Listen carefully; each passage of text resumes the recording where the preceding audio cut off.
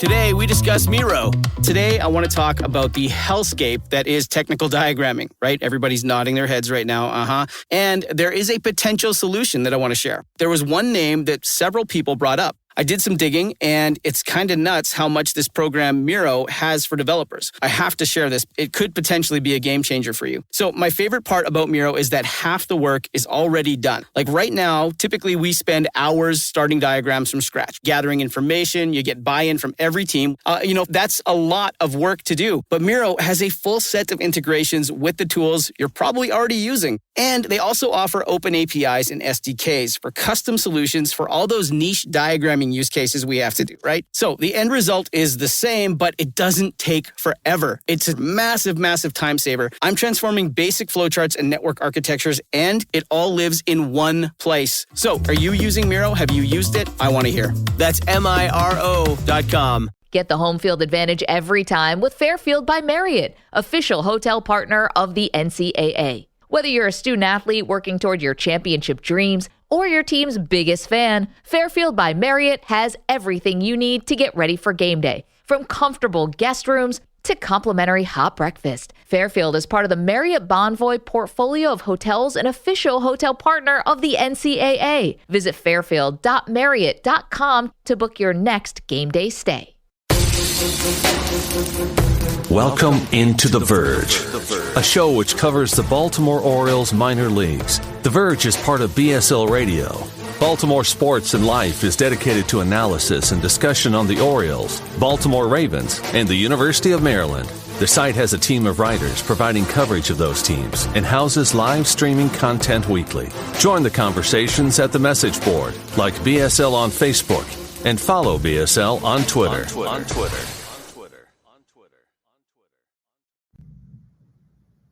Want to make a podcast? Spotify's got a platform that lets you make one super easily, then distribute it everywhere and even earn money, all in one place for free.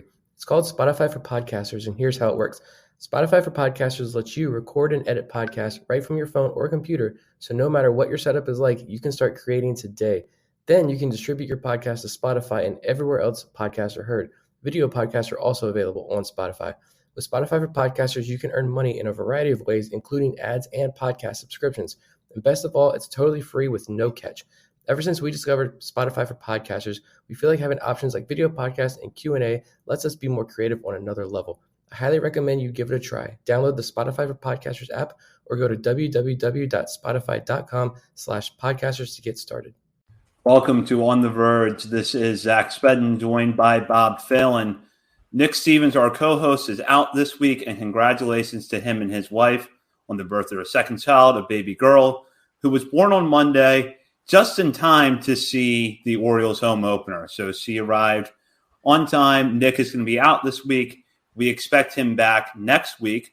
The good news is that we are joined by a guest this week, who I'll introduce in a moment. But first, each week we like to shout out new members to our Patreon community.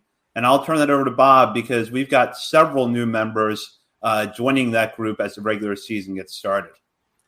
Yeah, overwhelmed by the support that we've seen in the past week with the season getting started. So thank you, everybody, up front with that. And I'll get to the specific names now. We got Tim Cheney. He signed up all the way back last Monday when we recorded our 2 episodes from last week. Patrick Seaman, Stephen Tarkington, O's Fan Therapy. Great Twitter account. Give him a follow. Thanks, Mark. Sterling Rapazzelli. Apologies with the pronunciation. Brent Burns, Janet Burns, Jacob Orner, Erica Genovese, and some random guy named John Mioli. So thank you, everybody, for signing up for the Patreon. Yeah, I don't know who John is, but thank you to everyone for signing up. We appreciate your support and looking forward to having you in here this year as we give you a lot of Orioles minor league content and some major league content too. And on tonight's show, we're actually lucky to be able to talk about a little bit of both with someone who's making their first appearance here on The Verge. He is a fantasy sports writer for Pitchers List and the QB List, also the co-host of Saggin' Flies podcast, and he is also a new contributor to Baltimore Sports and Life. We're happy to have him as part of the team. He is Ben Palmer. Ben, how are you? I'm doing great. Thank you so much for having me on. It's I I don't get, because I write about fantasy baseball, I don't get to talk about the Orioles all that much because there isn't always a whole lot of fantasy relevant players on the Orioles. But it's great to have a chance to let out all of my Orioles with frustrations, excitements, and everything in between. I didn't expect to cry on air tonight, but the John Means injury is getting me a little choked up over here. Oh man, yeah. I mean, that sucks. If there's one good thing that could come out of it, if he's out for a little while, maybe it hurries up someone like a Grayson Rodriguez or somebody to the majors. I don't know. We'll see. Or maybe we'll just get to see, more of Mike Bowman starting or something like that. Who knows? We'll see. We'll get through it. Yeah. Yeah, and we're going to kind of touch on a little bit of everything because actually one of the players that I wanted to start with is someone who is a prospect and coming off his first start at AAA for this year, and it was a very good one on Tuesday night, and that's Kyle Bradish. 4 innings pitched, 2 hits, no runs, no walks, 6 strikeouts in his start against Scranton Wilkes-Barre, the AAA affiliate of the Yankees. And Ben, this is kind of framed as a fantasy-based question, but if you want to look at it from an Orioles perspective too, we're happy to hear your thoughts. But, once Bradish is ready for the major leagues, which hopefully is not too much longer, how should fantasy owners judge him? I think they should hold off and just watch him. I mean, it's really tempting in fantasy to go after the shiny new prospect who has never pitched or played in the majors before and assume that they will be, Trevor Rogers or they will be Ronald Acuna. And more often than not, they're not. I mean, even great player. I mean, pitching tonight against the Orioles, Corbin Burns was really bad when he came to the majors, like really, really bad. It takes, especially pitchers, it takes time for them to get used to the majors and for them to figure things out. Especially, I cannot emphasize enough how much it happens with pitchers. I always sort of have subscribed to the old tin stop philosophy. There is no such thing as a pitching prospect. And what that kind of says is that there's so much volatility in pitching that it takes one guy learning one pitch that can propel a 12th rounder to an ace, that it's hard to put too much immediate stock in pitching prospects. There are some exceptions, but so someone like Bradish, I'm very interested in what he can do. When he comes to the majors, what I'm going to do is I'm going to watch his first start. And what I want to see whenever I look at a prospect who is starting for the first time in the majors, what I want to see is, first off, what's their raw stuff look like? So someone will talk about, I'm sure, Tyler Wells. Tyler Wells did not have a great start for the Orioles, but watching him, just looking at the way his pitches moved, just the raw stuff, he's got good raw stuff. So I look for that. I want to look at, command and controls, more specifically control. That's going to be really difficult for anybody who's making their very first start in the majors. Always, control is usually all over the place because they're nervous, they're amped up. So you want to look at all of that. And even if they have a bad start, if you see a spark of potential, something like, okay, there's a reason this guy's in the majors, and it's because he's got a filthy slider or he's got this great fastball or whatever it is. If you see some potential there, and even if they have a bad start and you see some potential, maybe it's someone you just kind of like, okay, next start, I'm keeping an eye on. I'm going to see if they make progress. If Bradish goes out there and pitches 6 innings and strikes out 10 batters, and I'm like, all right, yeah, I'll pick him up. Who knows what's you see what for Seattle, Matt Brash just the other day went out there and struck out a bunch of guys in his first start and looked incredible. I mean, just looked ridiculous. That kind of a start, yeah, you go grab that prospect if you got a free spot on your bench. But unlike someone, so Grayson Rodriguez is a good example of when he's in the majors, I'm just going to pick him up. And that's because he is a prospect with more of more hype around him, for lack of a better term, just because he is he is likely going to be this really, really good pitcher. He's got a little more hype than someone like Bradish. So, I will definitely pay very close attention to what Bradish does or any of these other kind of middle tier pitching prospects. See what they do, pay attention to it, and then just kind of keep an eye on it. You can always, if you really want to, if you're especially in a deep league, you feel like just picking somebody up and having them sit on your bench. If you've got the space for it, I'm always fine with that. But yeah, just pay close attention. That's all. Yeah, I like that answer. I mean, Matt Brash is a good example right there. Compare him to Logan Gilbert with the same team last year, who came up probably maybe even higher up in the rankings than Brash as far as team and top 100 or whatever. But he came up and he struggled a little bit until he seemed like he got better as the year went on. But now Bradish, Brash, whatever. His stuff was very close yesterday. And he pitched great. So I feel like my strategy with Dynasty and pitchers is I'll keep, I have Grayson Rodriguez, DL Hall, and I think that's it in my one that has 10 minor league spots. And I'll just grab guys. I feel like there's always guys coming up that are similar to Bradish where it's like, yeah, there's some intriguing stuff here. So I might grab them and then just kind of rotate that last spot or two on my pitching bench until someone sticks. Yeah, so Dynasty, that's a whole different story because you have that minor league system.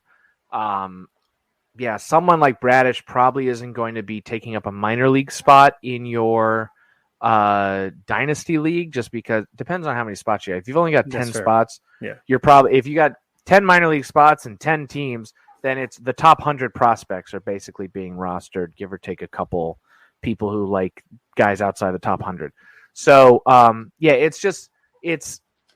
it is really, like I said, really, really tempting to just be like, this guy's a prospect. I've never seen him. Scouts like him. Let me grab him, and then he'll be the key to my victory.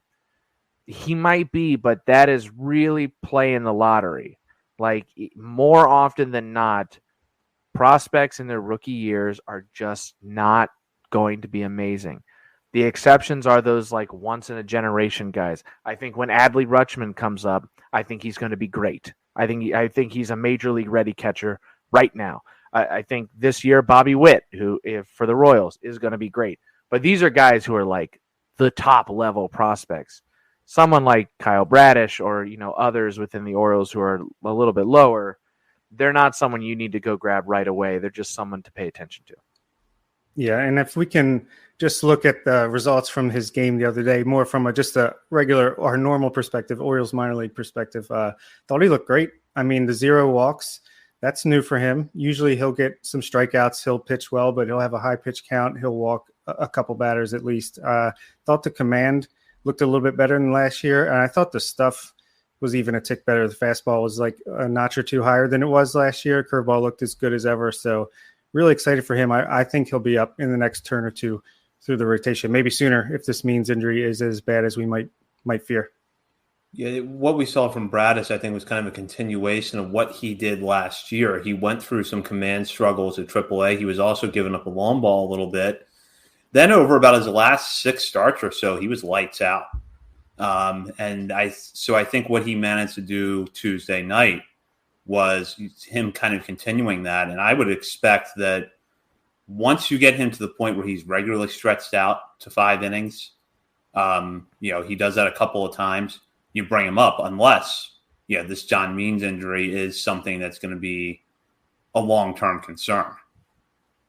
Yeah, I'm curious. So, I mean, the fact that he didn't walk anybody is great because that's kind of really been the question mark with Bradish. Like, I don't think anyone's really questioned his stuff. He's a big dude who throws a hard fastball and has 2+ breaking pitches. And I mean, just the most basic version of what do you want out of a pitcher is that a solid fastball and 1 great strikeout pitch, preferably 2. And it seems like Bradish has that, but the list of pitchers who have that and don't know where the ball's going when they throw it is a mile long. So the fact that he didn't walk anybody is really great. If he can kind of keep that control pretty good. That was a bad sentence, but if he can have good control, that's what I was looking for. if he can keep his control good, if he can have good control consistently, that kind of changes the game for him, because it's not like he's a command pitcher with mediocre stuff. He's a stuff pitcher with mediocre command or control. So yeah, I mean, that's definitely good news. I do wonder though, if the Means injury is bad, if, it sounds like the Orioles really want Grayson Rodriguez in the majors, or at least I'm just thinking of, end of last year, Mike Elias was talking about Rodriguez and literally said, I don't think you have to pitch in AAA. And I mean, obviously Rodriguez will pitch in AAA, but it kind of sounds like they're like, we're ready to bring him up, as soon as possible. So, maybe this accelerates that, or someone like a DL Hall or something ahead of someone like Bradish. I'm not sure. We'll see. I know I asked Dan Connolly what he thought about when Grayson Rodriguez would come up. He said the thinking around the organization is if he dominates in AAA, then he's up. So it seems like there is kind of a condition there. So, maybe that holds him back a little bit. Especially if he's not dominating AAA. So I don't know, but yeah, I'm curious to see if this Means injury were bad. I'm curious what they might do. Rodriguez's first start at AAA, which was last week against Charlotte at Norfolk, was excellent, and a good start to the year for him. What I do wonder though is, do you want to stretch him out a little bit? Is there an advantage to him maybe pitching 5 or 6 innings against the AAA lineup a couple of times before he comes up? Bradish did that last year. Rodriguez has not done that yet. So is there an advantage to letting him face older competition through the lineup 2 or 3 times, a few times before you bring him up? Or is it, it's 4 and 5 innings for starters right now. He can do that for the majors and get stretched out there. I don't know what the best answer is, but it's something I'm curious to see. Yeah. I mean, last year I was just doing the math. His innings per start last year in AA was about 4. So he had 18 starts, 79.2 innings. That averages out to about 4 innings a start. So yeah, I mean, that's definitely, and he had 4 innings in his first start. So that definitely is a question of, stretching him out in AAA. And maybe that's the goal. I mean, maybe the Orioles are looking at Rodriguez and they're like, he has the stuff to be in the majors right now. We want to work up the stamina to be in the majors. So maybe him being in AAA is he dominates AAA and they gradually get him to 4, 5, 6 innings. So I don't know. Yeah. So I think Bradish, there's no walks. Obviously you want to see that a little more. It's only been 4 innings in the official season, but he did look good in spring training. So to me, it's a sign, if he comes out, looks this good over his next couple starts as well, and can get through the 5th inning, then maybe that makes him eligible. Grayson, I feel like I could see either way with that, Zach, as far as what you're saying there. Because, maybe he's just on the same timetable as everybody else right now. He can do that at the major league level. Why waste the bullets in the minor leagues? But at the same time, you don't want to just rush him just because John Means got hurt. You want him on his own timetable no matter what. Yeah, for sure. And as I like to say to our listeners who might be listening to this later, hopefully you're in a better future where this John Means discussion is irrelevant, but Means was removed from his start Wednesday night, shortly before we went on the air against Milwaukee with a apparent left forearm concern. So we would have to see how that plays out. I do want to transition to another left-hander who has not pitched yet this season in an official game, and that's DL Hall. Currently being built up in Sarasota.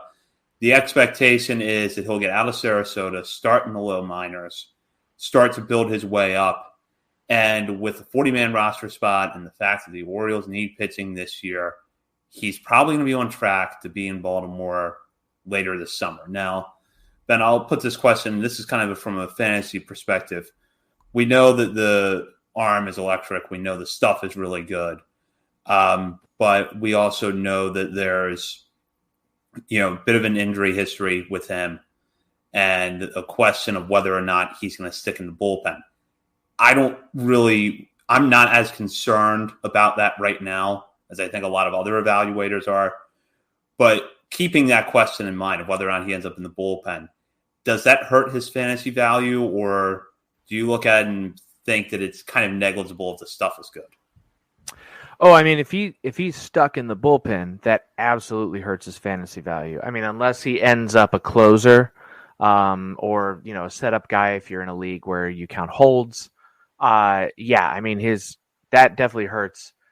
I wouldn't be shocked given his health history if he kind of goes a Tyler Wells route where he comes up, spends some time in the pen, spends a season in the bullpen, and then is like gradually stretched out, But the thing is I think the Orioles see DL Hall as a starter. Like what I gather just from the talk about him and what it's always been is that DL Hall is a future starting pitcher for the Baltimore Orioles. I hope that's the case. Obviously, he's got to stay healthy. He's got to throw a few more strikes here and there. But, I mean, yeah, the stuff is there. We all know the stuff is there. So, yeah, I wouldn't be shocked if he ends up starting off in the bullpen. And obviously, yeah, that would definitely hurt his fantasy value. But plenty of pitchers have started off in the bullpen as young prospects, made their way into the rotation, and then been great. It's a path that is well trodden. So, so even if that does happen, I wouldn't be freaking out right away. The Orioles will give him a chance to start in the majors at some point in the future, whether that's this year, next year, the year after, I don't know. But I would be truly shocked if he just ends up a bullpen arm.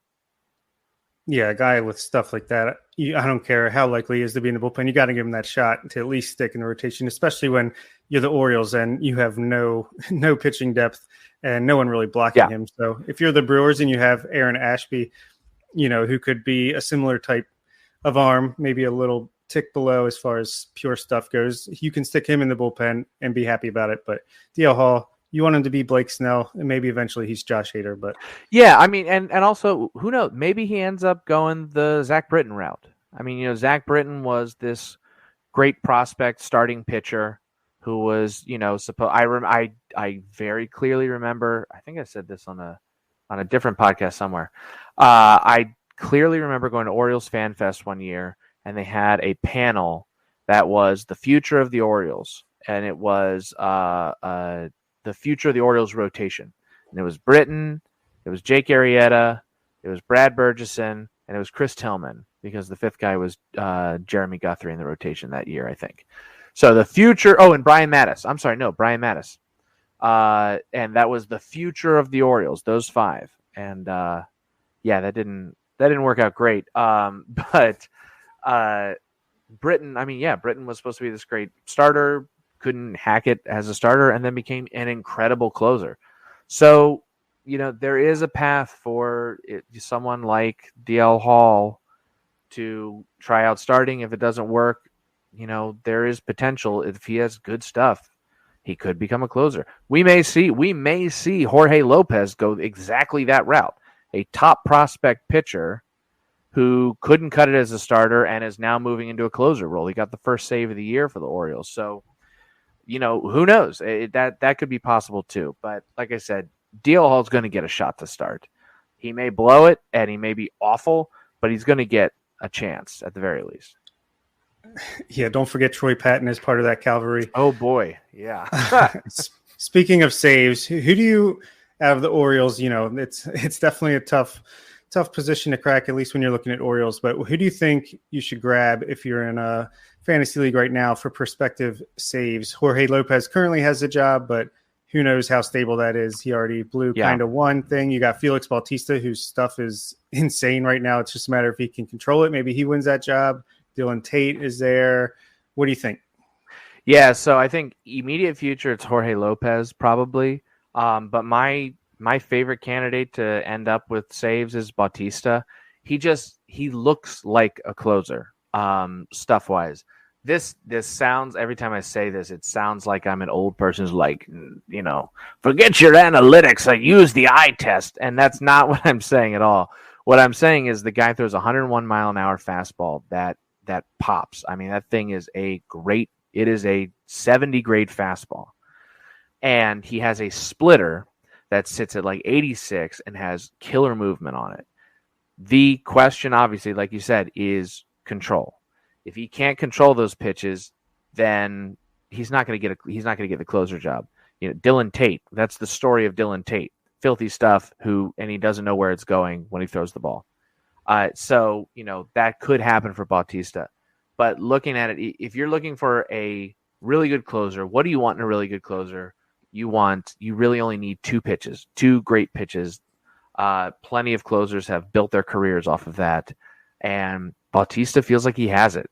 I mean, that fastball is ridiculous. That splitter is great. The speed differential between the two going from 100 to 86, around there, that's great. And the movement on the splitter is fantastic. I mean, it looks like, I don't want to compare it to the greatest splitter in the league, but it does look a little bit like Kevin Gausman's splitter, the way it cuts back and everything.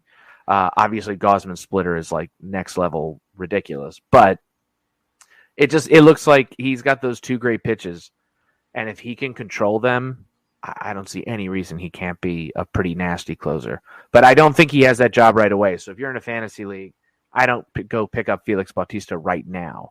If you're in a super deep league, a dynasty league, maybe, give it a shot if you got a free roster spot. But I don't think he's getting the job right away. I think it's Jorge Lopez for now. But the thing is we've seen Jorge Lopez. He's not great. Though, I mean, he's throwing like 98 now all of a sudden, which is weird. So who knows? Maybe he's kind of changing things up.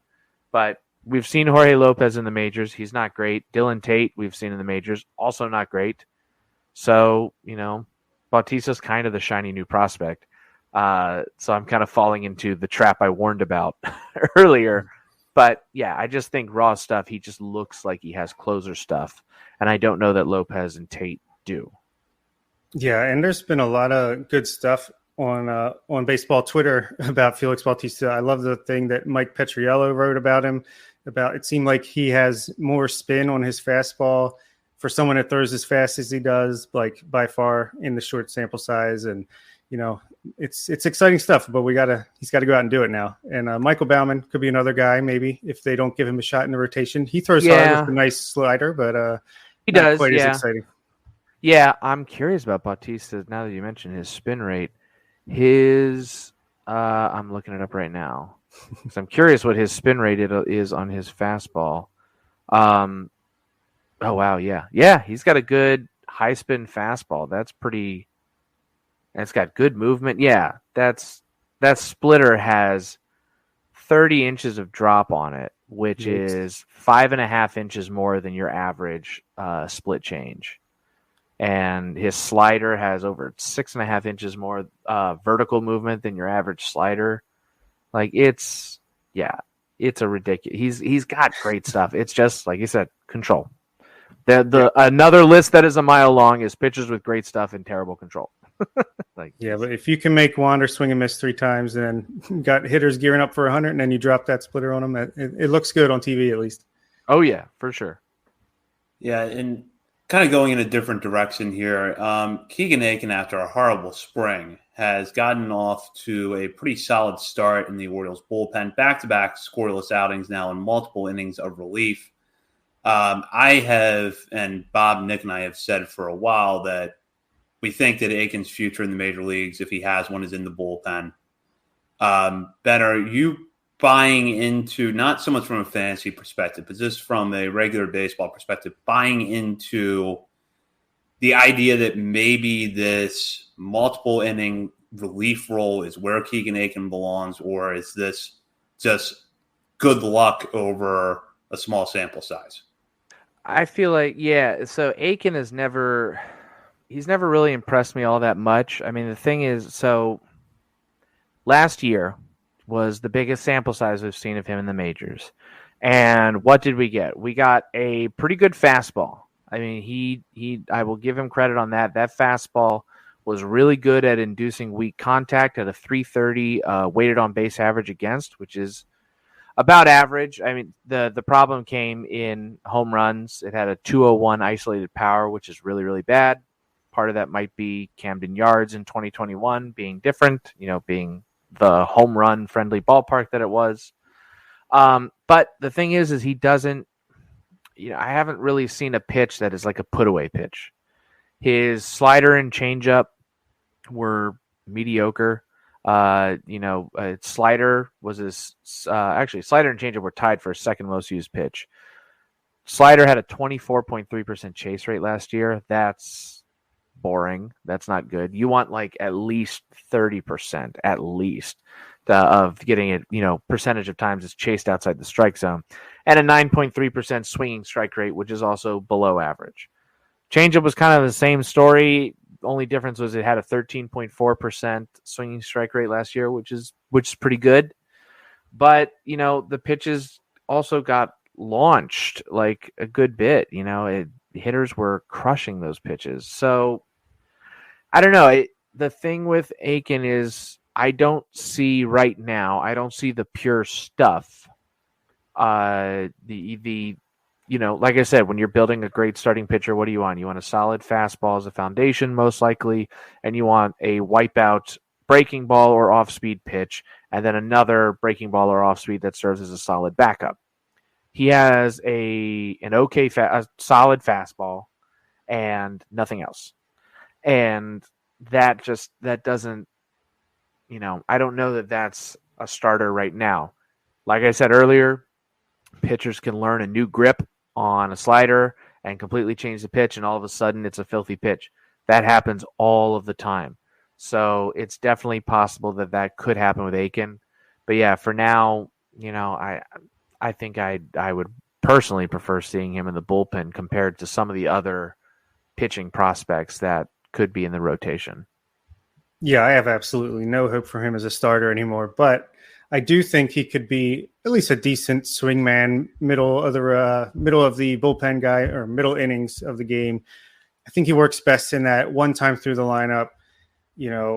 If he is in shorter stints, he's got like a decent fastball as far as for his velocity. It seems like he's got one of those invisibles. Like he leans on that. He's got decent, not great breaking stuff, but I think I was looking at his numbers last year at some point, and his first time through the order numbers were like considerably better than, as most pitchers are, but better than second and third time. So, he's off to a good start. He's working fast, throwing strikes. Maybe if he can continue to do that, he can carve out a role as like a fifth, sixth inning guy, as a guy that can like pass the ball from the starter to the high leverage guys at the back end of the bullpen. Switching gears, we're going to talk about hitters now. If you're looking at this from a dynasty investment, looking at two prospects we talk about a lot, and we're going to talk about a little bit more later on in this show because they're both off to pretty solid starts at Bowie, and that's Jordan Westburg and Gunnar Henderson.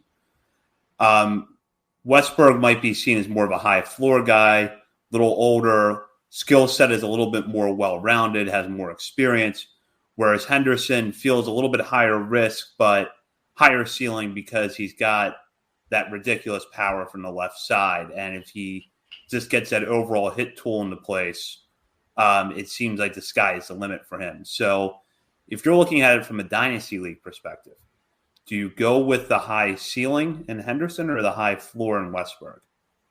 I think when you're going for your minor leaguers in a dynasty league, you're absolutely going for high ceiling for sure, because you can always just drop him for a high floor guy when he proves it. But you want to hang on to a guy who has a high ceiling potential, because if he reaches that ceiling, that's huge for your team. If you have a guy who has a high floor potential but not a very high ceiling, that's a guy who is useful but not a difference maker. Someone like Gunnar Henderson, I think, could be a difference maker for your team if he reaches his ceiling. They're both interesting prospects. Both have, an interesting power speed combo. But if I'm in a dynasty league, it's definitely Gunnar Henderson who I'm rostering. Yeah, that makes sense for sure. Colton Cowser, speaking of high floor, high ceiling, he's kind of like a nice mix of both. I feel like he's got a decently high floor, but if you add some power to his frame, ceiling could be higher than you would currently expect right now. But where do you think he ranks compared to his fellow 2021 draftees? Oh, compared to other draftees in 2021, I'd have to look at who else got drafted. But I do like Cowser's potential. Like you said, he does have a bit of a higher floor just because I think he has a better hit tool than someone like Jordan Westberg probably, and even Gunnar Henderson to an extent. He's got a better hit tool, maybe not quite the power that someone like Henderson has, but the nice thing about Cowser is he's kind of the all-around good hitter. Like I wouldn't say he's incredible in any one area, but he's good to very good in just about every area. So we'll see about running. He's a big dude, but runs pretty well even though he's a big dude. So we'll see kind of how many steals he could get.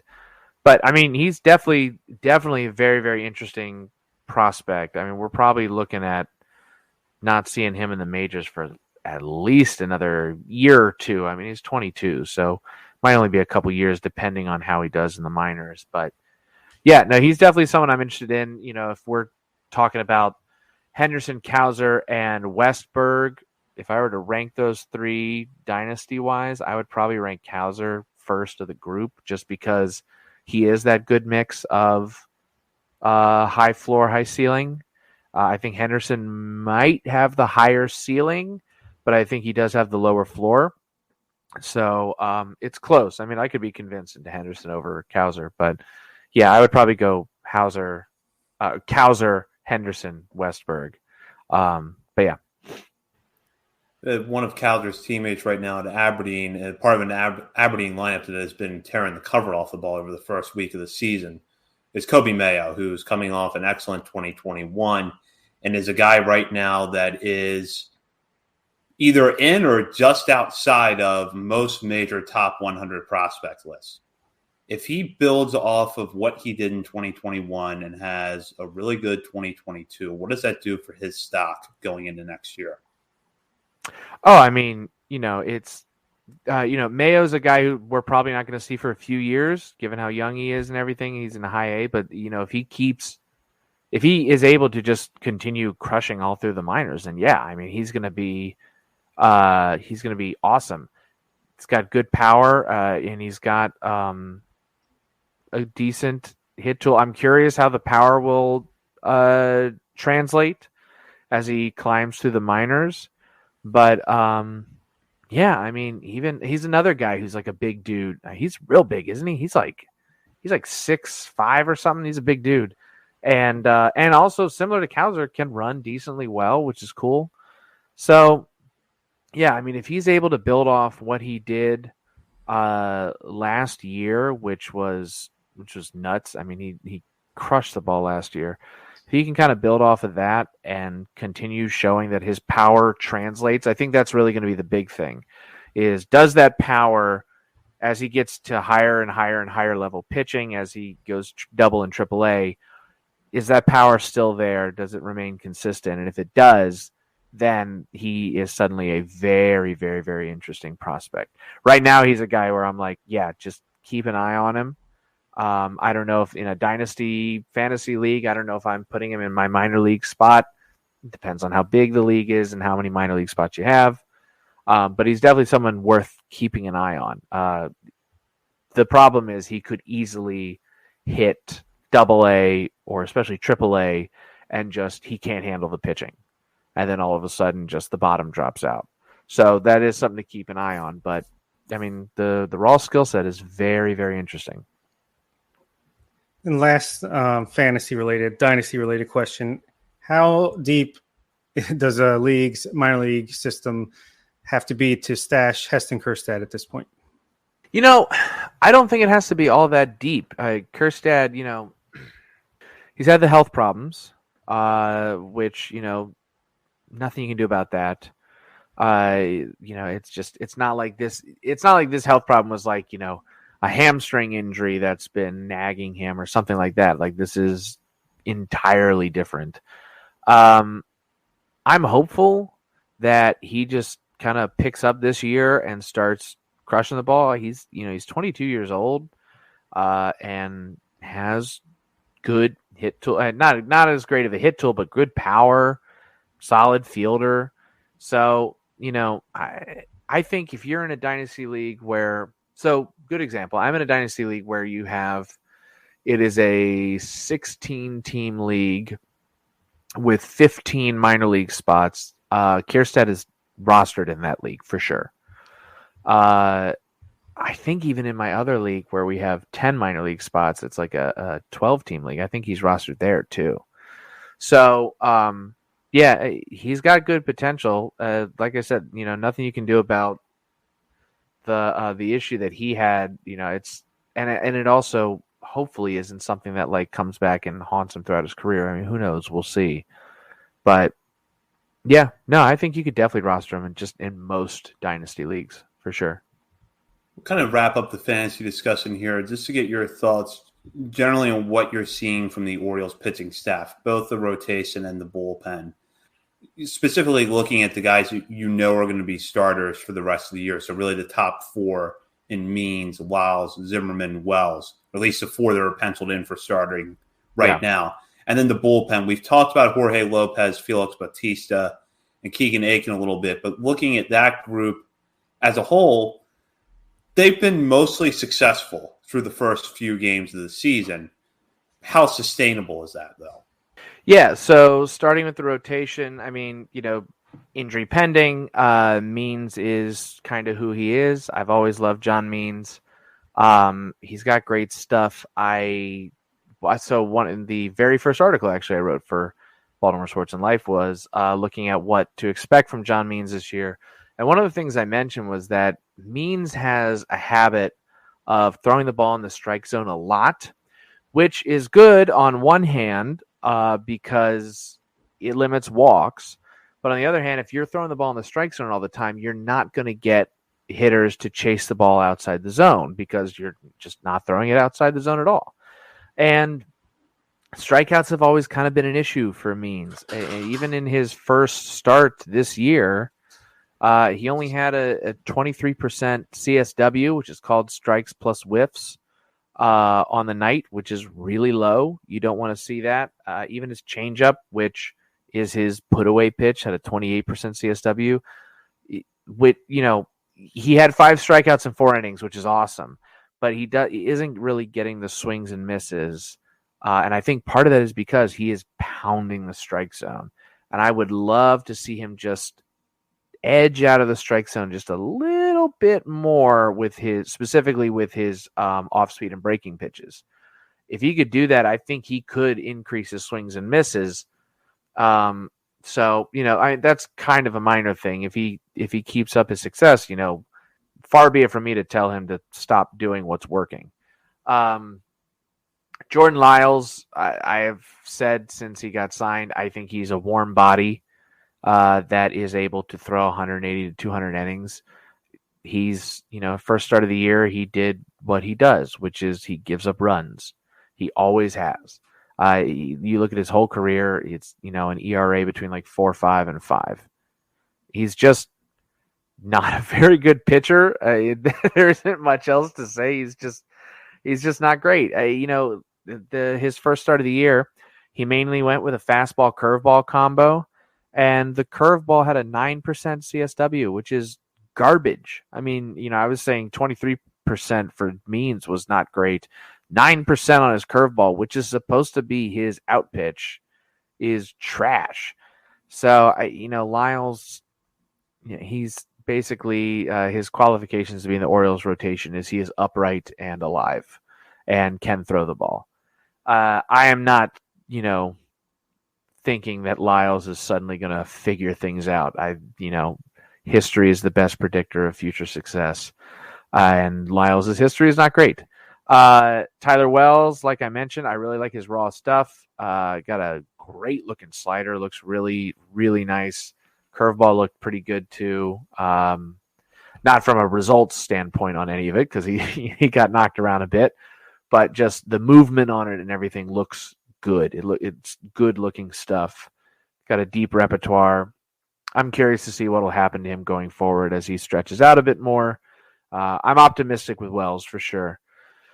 And then Zimmerman, he was okay. Yeah, I was actually at that game at opening day. It was a lot of fun. 4 innings, 4 strikeouts, which is cool. Don't love that he had to pitch 66 pitches to get through 4 innings.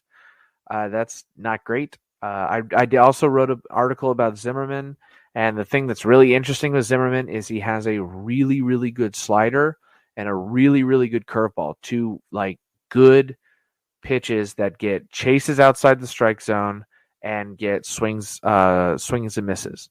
Unfortunately, those are his two least thrown pitches. He's got a pretty bad fastball that gets launched, and he's got a changeup that is not a particularly great pitch. It's okay. And those are his two most thrown pitches. I would love to see what would happen if he brought down the fastball usage a little bit and started using his slider and curveball more, because those two pitches are legitimately very good pitches. I mean, last year they worked really, really well. So, I'd love to see what he could do with that. I will mention one thing that was interesting about Spencer Watkins the other night. Even though he got rocked pretty hard, fastball is up 2 miles an hour, which is cool. I mean, that's interesting. Curious to see what will happen going forward with him. As for the bullpen, aside from the guys we already talked about, Paul Fry is a guy who you just know is generally going to be pretty good. My favorite person in the bullpen right now is, as I've mentioned, Felix Bautista. I just love the stuff that he has. Though I will say Brian Baker, he didn't look super great last night. He was okay, but he's got some nice stuff too. He's got a really, really pretty split change that he throws that looks really nice. And Bowman, who we've also mentioned, is a guy I've always thought his potential was interesting. Throws it hard, has a nice slider. So I am curious what will happen with him.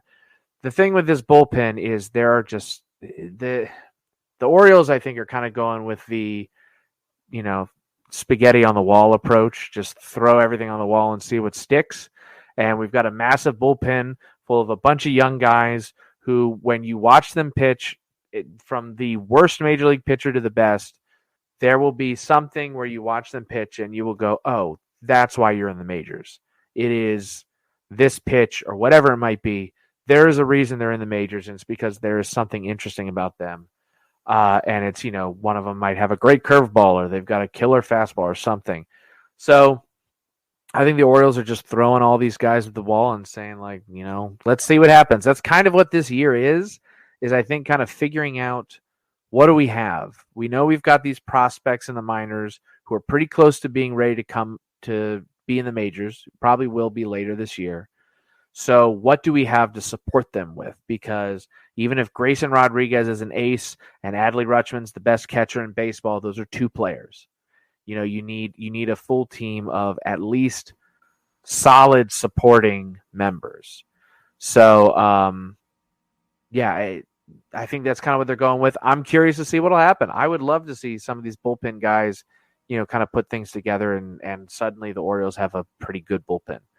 We'll see. But it's a big bullpen. I'm very curious what will happen. Bruce Zimmerman ever goes to the Tampa Bay Rays, we know what they will do with him. They just have him spam those breaking balls. Yeah, look, I am a huge proponent of pitching backwards. I know I said, what do you want in a starting pitcher is a solid fastball as a foundation. That's ideal. That's great. But you don't have to. There are so many pitchers who have built great careers off of pitching backwards. And by that, I mean throwing breaking balls as their primary pitches. Charlie Morton's entire career has been incredible because he throws a curveball that is unhittable, and it's his most thrown pitch. Up until recently, Patrick Corbin always threw an incredible slider that was his most thrown pitch. There are guys who do that and do it well. There's nothing that frustrates me more than seeing a pitcher who has incredible breaking stuff and a horrible fastball, and he throws that fastball 1,000 times a year. And I'm like, well, no wonder you're getting, your stats are bad. You're throwing a horrible pitch all of the time. So I think fastballs are important. They do set up breaking stuff and off-speed stuff and all that. I get all of that. I'm not saying anybody should abandon a fastball entirely, but someone like Zimmerman, I would love to see what would happen if suddenly he was throwing his fastball, 50 some odd % of the time, or maybe even a little less, and then like working that slider and curveball pretty close to like a 30-30-30 split or whatever. I'd love to see what would happen. Maybe it wouldn't work, but I mean, clearly those pitches are fooling major league hitters. So I'm like, why not use them? That's a good point. And we'll look now at the minor leagues. Bob had a chance to see Bowie over the weekend. He went down to Prince George's Stadium. And one area that I think our listeners are definitely going to be interested here is that you saw Antonio Velez's first outing in the Orioles organization. Bob, I heard from you during the game. Your impression in the moment was the changeup is as advertised. Baseball America had rated Velez as having the best changeup in the Marlins farm system before the trade that sent Tanner Scott and Cole Saucer to Miami and brought Velez back in a package of prospects and a draft pick for those two relievers. So, Bob, just kind of start there with your impressions on Velez. I was impressed.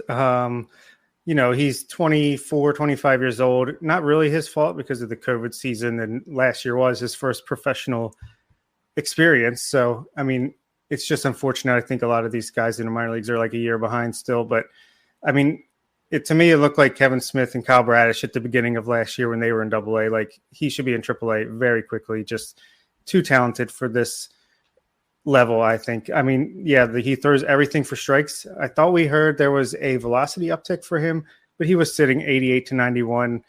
He did touch 93 once, but maybe it was a cold day. Maybe that had something to do with it, but velocity wasn't great, but threw everything for strikes, and that changeup was getting swings and misses. I don't know if anyone made contact with it when he threw that. So yeah, he looked fantastic. Got 4 innings in. I think he struck out 7 batters.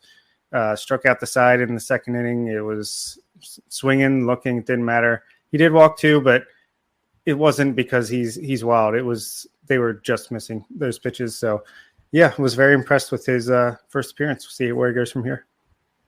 So what else stood out that day? Just looking at Bowie, it's a pretty deep team. It was a fun game. That offense is a lot of fun. Hudson Haskin hit 3 home runs in one game. Unfortunately, he was hit by a pitch tonight and had to leave the game. So hopefully that's just precautionary and nothing serious. Yeah. So, we always talked about how Haskin, he's got that raw power, but we got to see if he can put it into games. Well, he did it all in one day. We'll see if he can, how it goes the rest of the year. But that was exciting to see him come back, start the season hot after ending the season with an injury after getting hit by a pitch last year. So that was cool.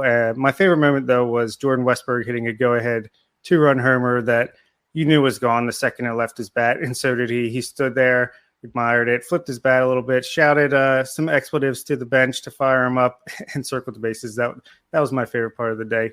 Even though my kids were there, I earmuffed them, so it was all good. Adam Hall showing off the speed, a bunt single, 2 infield hits, 2 stolen bases, like flying across the diamond. Apologies to him. I'm sure he's going to have a great year after we talked, not too highly of him in our last top 50 update, but like to see him get back on track. But the team is just loaded with talent. If I'm sure, guys will go through cold stretches, hot stretches, but if you're going to go to a minor league game, I think Bowie and Aberdeen, and honestly, all levels of the Orioles system right now are pretty darn good, but those 2 in particular are lighting it up to start the year. I do want to focus on Aberdeen's lineup because Aberdeen entered Tuesday night 4-0, and the lineup has been as advertised. Colton Cowser is hitting the cover off the ball. John Rhodes has been hitting really well. Dante Williams has also gotten off to a good start. And Connor Norby carried a good start into Tuesday night and hit a home run in that game against Wilmington. As we're recording this right now, that game is in the 9th inning and tied 4-4, so I don't have a result just yet. But Aberdeen, we knew this lineup was going to be stacked at the beginning of the year, and so far it is delivering. Yeah, they haven't lost yet, and it's been mostly the bats carrying the day, although pitching's been all right too. Kelton Cowser actually striking out more than you might expect early in the season, but who knows what that is. Maybe he's selling out for a little bit more power. I'm not sure. I haven't seen enough to really, or it just could be short sample size early in the season, and he'll adjust as he gets used to the pitching, but that's the only real concern I could think. Kobe Mayo, he hit a home run in his first at bat of the season. He hit an RBI double last night. He he hasn't had the balls fall in, but he looks comfortable at the plate. I'm not concerned whatsoever. Looks good. Had a hit and a walk today. So yeah, that lineup, that team in general is just absolutely loaded. And I got to get out there. It's right up the street for me. So hopefully I can go to a game next time they're in town. So, Ben, I'm interested, kind of get your thoughts on Aberdeen, because it's got an interesting mix of prospects where you have the really high ceiling guys like Mayo and Kowser, but then you also have this mix of hitters that do one or two things really well, like Cesar Prieto, or guys that seem like they might be able to start putting it a little bit more together in terms of power, like Connor Norby and John Rhodes. So how much have you been following Aberdeen this year, and what is your general impression of the lineup? So I am located just outside of Annapolis, which means I am much closer to the Baysox than I am anything. I need to get what you made me think of this. I need to get my butt out to an Aberdeen game, because that's not too far away. I will say I don't follow Aberdeen super, super closely. I know some, obviously, the big prospects that are there. It's tough, something like Aberdeen, high A. It's really, I feel like when you move to double A, that's really the big jump. There are so many guys who will crush in single A, and then once they get to double A, and especially triple A, it can be tough. I think when you're in single A, when you're looking at a single A team like Aberdeen, what you're looking at is just similar to what I've said earlier, is just raw talent. Do these guys, what do they have? And, if they can crush single A as they should, then, it's interesting to see what they could do in double A. So I'm really curious about a lot of the, the Kobe Mayos of the world, see what they can do, see how quickly they move up. But yeah, man, I need to get myself out to an Aberdeen game. That's for sure. I've actually, now that I think about it, I've never been out to that stadium. I don't think I've ever been out to that stadium. It's a nice stadium. Yeah, I need to go, clearly.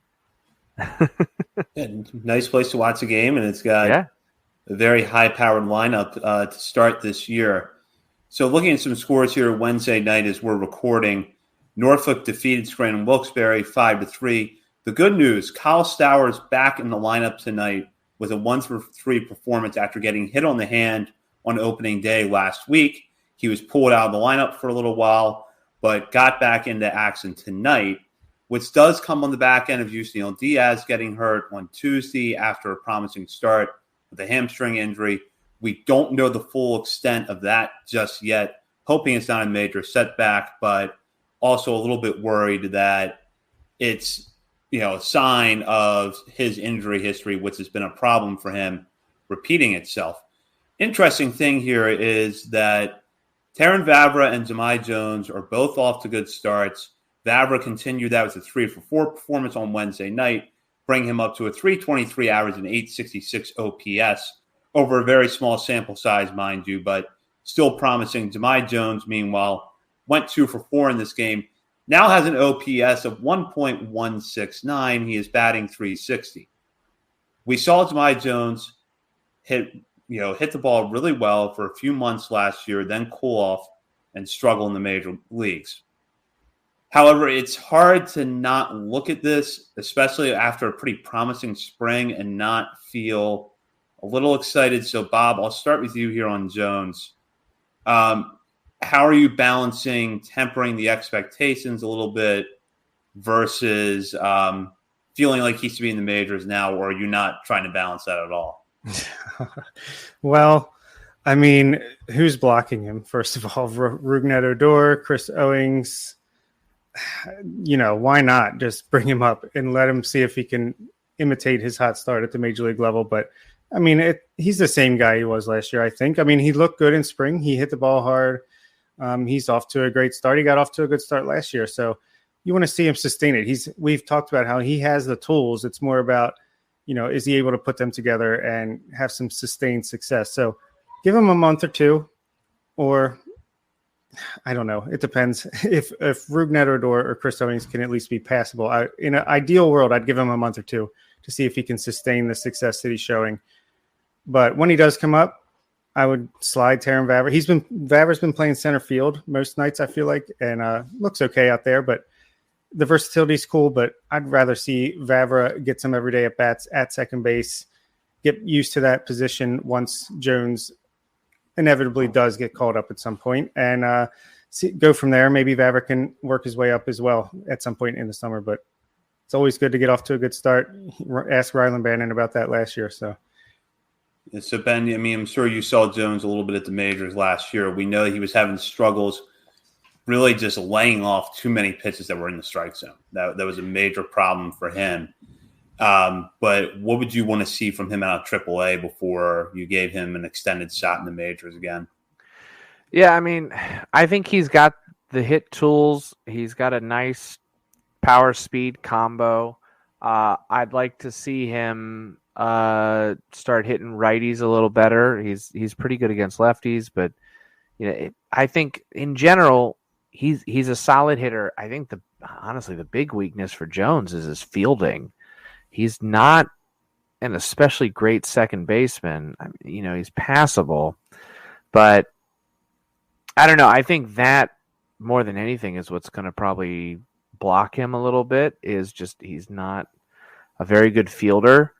So, and I know that's been a thing. I remember all last year, he was, crushing in AAA. And people were saying, why isn't he coming up? Why isn't he coming up? And the Orioles were constantly saying, well, he's, working on being better at second base. So, that maybe that'll be the same problem this year. But like you said, who's blocking him? Rougned Odor is a guy who, given a full season, could maybe hit 30 home runs, but also bat like 200. He's a good fielder though, so he's not like the future. Obviously, he's just kind of a warm body. So I think if you see some good plate discipline from Jones in the minors, and I'm sure the Orioles would prefer to see an improved glove. I don't see any reason not to bring him up. I think this is the year where the Orioles start bringing up some of those prospects and saying, okay, let's see what you got. Because we're, hopefully, fingers crossed, 2 to 3 years away, or hopefully less, from being a competitive team. So, as we get some of those top prospects up. So now is the time to start getting the Jahmai Joneses of the world, the Terrin Vavras of the world, putting them in the majors and saying, let's see what you got. And again, similar to what they're doing in the bullpen, throw everything to the wall and see what sticks. I think this is the year to do that. So I'd like to see that. But yeah, I think just seeing some better plate discipline, better fielding from Jones, if that starts to happen, I could easily see him coming up. We'll go now into our final segment of the episode, and it's a resumption of something we started last year, which is taking a moment to highlight a prospect outside of Baltimore Sports and Life's top 30, which Bob, Nick, and I put together. Actually our top 50, but what we do is we usually will let the players in the 31 through 50 segment or section on the list, since this is a long season. We want to make sure we try to highlight players. Anyone below that 30 tier, we want to take a minute to recognize for something they've done recently, whether it's been a good week, good individual performance in a game, or maybe something we just saw that we liked, even if it was not the best night. Bob, to get us started, has actually picked 2 players this week. And I want to start with him because it's also a chance to talk about the Delmarva Shorebirds we have not really discussed tonight. And we're off to a pretty decent start. Yeah, I mean, I thought we'd spice it up this year. Maybe we can pick a batter and a pitcher each. That's asking a lot, but we've got it in us. And yeah, Delmarva is an interesting team this year just because they're filled with those international guys, which Orioles fans have no idea about until the last couple of years. They're finally reaching full season ball, and we're seeing that. Even though one of the guys I picked is the guy who's repeating Delmarva from last year, Daryl Hernaiz, who, last year he had a 691 OPS, batted 277, but super young for the level. So, we thought he would get that bump up to high Aberdeen, and he didn't. He got sent back down to Delmarva. Apparently he was not happy about it, and he's proving why. I mean, he's doing what he should do and say, here's why I should be up in Aberdeen. He's now batting .429 on the season with OPS over 1,000. Hit his first home run tonight. Also has a double. Hasn't walked yet, but it's only been 21 at bats. Only struck out 3 times, so that's good as well. And for my pitcher, I'm going for a guy who finally got to see for the first time on video. Moises Chasse came in relief for a rehabbing Denny Reyes and went 4 innings of shutout baseball. Only gave up 1 hit and 2 walks, struck out 7. I was able to see the first 2 innings of his outing tonight before I hopped on this podcast, and I was getting the feels that I got when I watched Gene Pinto in Delmarva last year. So, I want to see him a few more times to really lock that in, but we know how we feel about Gene Pinto on this podcast, and Moises Chasse could be another one in that realm. Chasse is a guy that's been shouted out by Kobe Perez, among others on our show. So good to see him delivering a little bit. I'm going to transition to a pitcher that Bob, Nick, and I are all high on. And Bob, yes, I will meet your challenge to pick 2 players for this segment. And I'll get to the batter in a moment. But I'm going to go with a guy that we've been pretty high on all offseason who had a nice outing in relief on Sunday, and that was Noah Denoyer. Ended up picking up the win against Jersey Shore. 3 innings of relief, 2 runs, 1 earned with 8 strikeouts.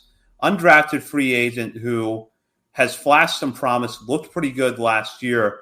And we've picked up as a guy who could break out a little bit this year because he does have good stuff, had excellent strikeout numbers last year between Delmarva and Aberdeen, spending the bulk of that at Aberdeen while spending time in the rotation and the bullpen. Even if he goes in sort of a piggybacking role this year, I think you'll see a continuation of the good strikeout numbers. And if the walks are able to come down a little bit as we get into the year and he's able to get them below last year's numbers, I think we'll see him rise up through the system. And the other guy I'm going to pick is an outfielder on Delmarva who's off to a good start, and that's Isaac Bellamy, who ended up on Wednesday night against Lynchburg going 1 for 4. He's hitting .375 with an OPS of 1.069 so far, a home run. This is an international signee who's 20 years old, was actually a holdover from the tail end of the Dan Duquette era, somebody we were interested to see as part of a talented crop of international prospects at Delmarva, and he looks like he's going to be one of those players who brings some thump to the lineup, switch hitter in the outfield, 6'2", 220 right now. So pretty big player, but hitting the ball so far, off to a good start, and I think worth keeping an eye on as we get through the first few weeks of the season. Great pick, Zach. Yeah, I especially loved Denoyer's line. What did he go? 3 innings, struck out 8 batters, but walked 4. His curveball was just on fire that night. I think all of his strikeouts were on the curveball, but he also throws in the mid-90s. So definitely intriguing performance by intriguing arm. Ben, any players you want to shout out here? Yeah, so if we're talking like deep prospects, someone that is interesting to me is Robert Neustrom. I feel like he's kind of on the deeper end of Orioles prospects. I think he's clearly a pretty good hitter. Fielding, I think he's solid, but we'll see what happens. The problem is, the Orioles have a lot of outfilders already. So, we'll see if he gets much of a chance, but, has had double-digit walk rates, which I like in AAA last year, 11.3% walk rate in AAA. Love to see that 24.5% strikeout rate, which isn't terrible. 232 average wasn't great. I'd love to see him bring that up, but, he's got raw skills that are really interesting to me.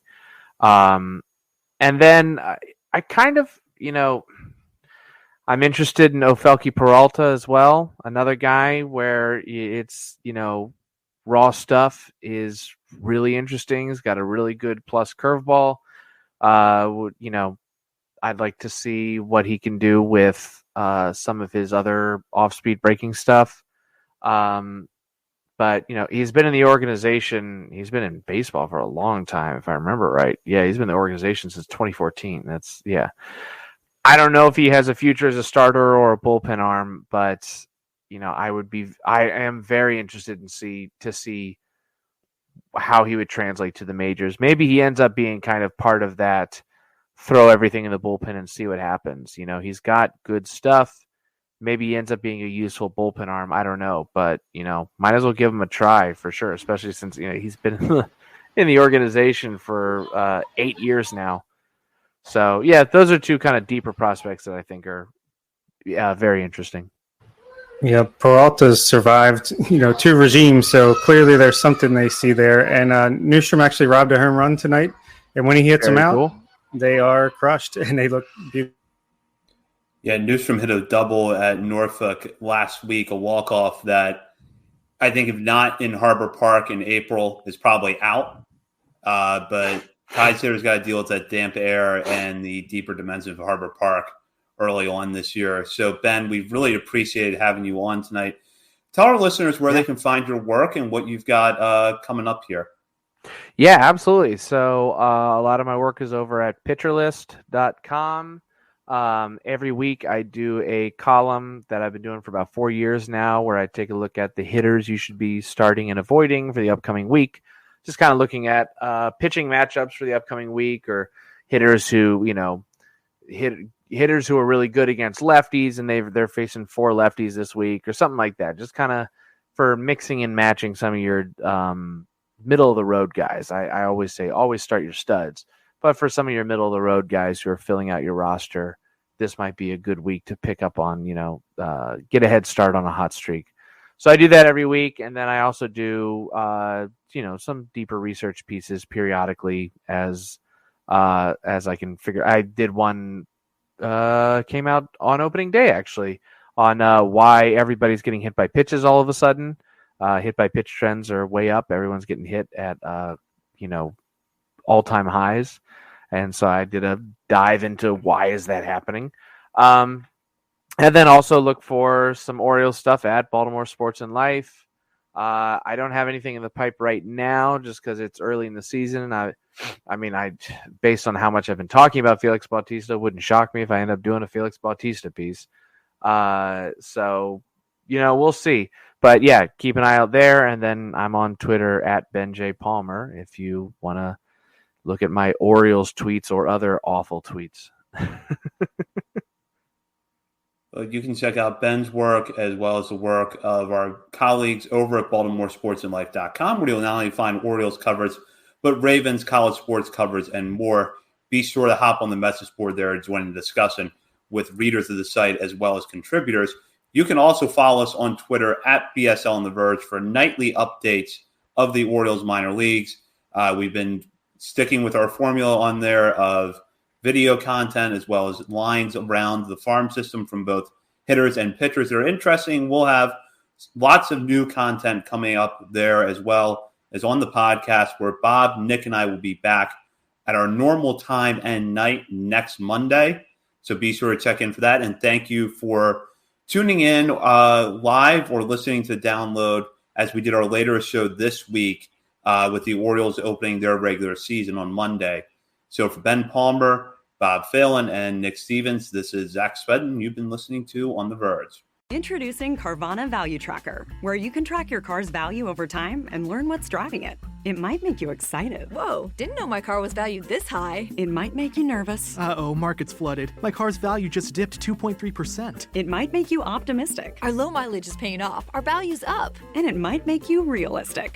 Car prices haven't gone up in a couple weeks. Maybe it's time to sell. But it will definitely make you an expert on your car's value. Carvana Value Tracker. Visit Carvana.com to start tracking your car's value today. Today, we discuss Miro. Listen, when it comes to running client workshops, the dream, of course, is to get those creative juices flowing, right? But typically what ends up happening is thousands of hours get wasted because of poorly facilitated meetings. So I have Maya with me today. She's a consultant who runs Fortune 100 workshops, from leadership training to team building, and she has the insider tip on what makes things work. Maya? Thank you, Jason. I've been doing this a long time. My number one tip is to bring everyone into that visual collaboration platform. So personally, I use Miro, and it's completely changed how I interact with the room. You have to give people a way to feel like they're in the room even when they're not. That's something you can do easily in Miro. Otherwise, they've seen the same slides and format 1,000 times. Falling asleep, eyes glazing over, yawns, all that. Exactly. When people follow me on the Miro board, everyone is literally going on a journey with me. We're adding thoughts, we're reacting, and we're voting for the best ideas. It's great. Connective magic. I like it. That's MIRO.com.